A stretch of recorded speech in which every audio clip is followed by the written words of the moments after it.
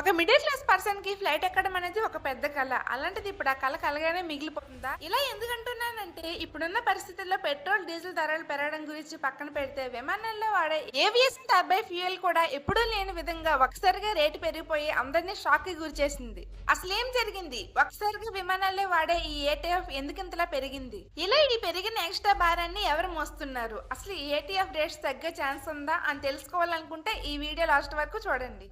అంతకన్నా ముందు నా ఛానల్‌ని ఫస్ట్ టైం చూస్తుంటే సబ్స్క్రైబ్ చేసుకొని పక్కనే ఉన్న బెల్ ఐకాన్ కూడా ప్రెస్ చేయండి. ప్రెజెంట్ ఎయిర్‌పోర్ట్ కంపెనీస్ అన్ని ఎలా బయటపడాలో కూడా తెలియని కష్టాల్లో ఉన్నాయి. విమానాలు ఎగరడానికి వాడే ఇంధనాన్ని ఏటీఎఫ్ ఏవియేషన్ టర్బైన్ ఫ్యూయల్ అని అంటారు. Kilo litre ATF last month రూ. 96,630గా ఉండేది. కానీ సడన్ గా అదే కిలో ఏటీఎఫ్ ఏప్రిల్ 1 నాటికి దాదాపుగా రూ. 2,07,340 చేరుకొని అందరినీ షాక్ కి గురిచేసింది. అంటే మాక్సిమం కిందటి నెలలో ఉన్న రేట్లో 114.5% పెరిగి ఒక్కసారిగా రికార్డ్ స్థాయిలో రేటు పెరిగిపోయింది. అంటే మార్చిలో లీటర్ ఏటీఎఫ్ రూ. 96 ఉంటే ప్రెజెంట్ ఏప్రిల్ 1 కి అదే లీటర్ ఏటీఎఫ్ రూ. 207కి పెరిగింది. ఇంకో షాకింగ్ విషయం ఏంటంటే కరోనాకు ముందు ఈ లీటర్ ఏటీఎఫ్ ధర కేవలం రూ. 64 మాత్రమే ఉండేదంట.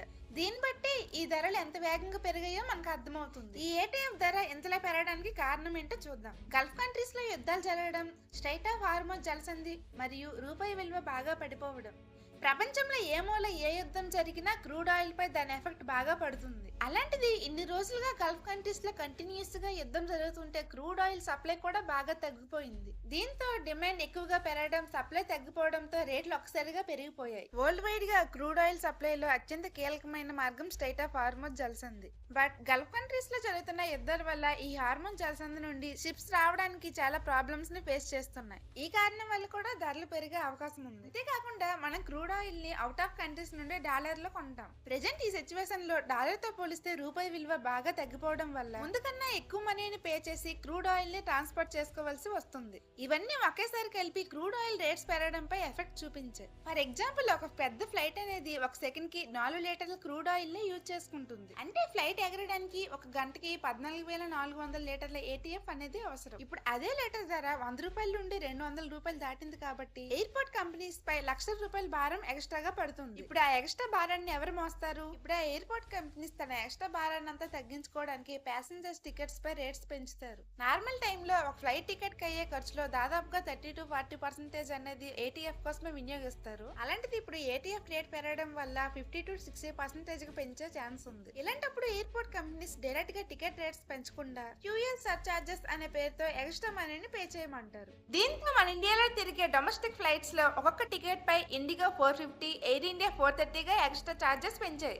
అదే విధంగా ఇంటర్నేషనల్ ఫ్లైట్స్ లో అయితే ఒక్కొక్క టికెట్ పై యూరోప్ కంట్రీస్ వెళ్ళడానికి 3,000 అండ్ అమెరికా కంట్రీస్ కి వెళ్ళడానికి 16,000 ఎక్స్ట్రా చార్జెస్ పెంచాయి.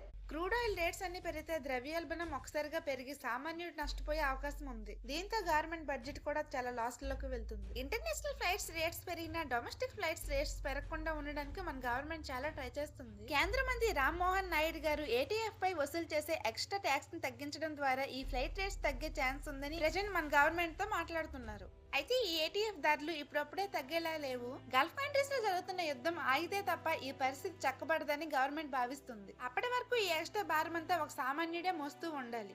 ఈ వీడియో మీకు నచ్చినట్లయితే లైక్ చేసి ఇలాంటి మరిన్ని అప్డేట్స్ కోసం సబ్స్క్రైబ్ చేసుకోండి.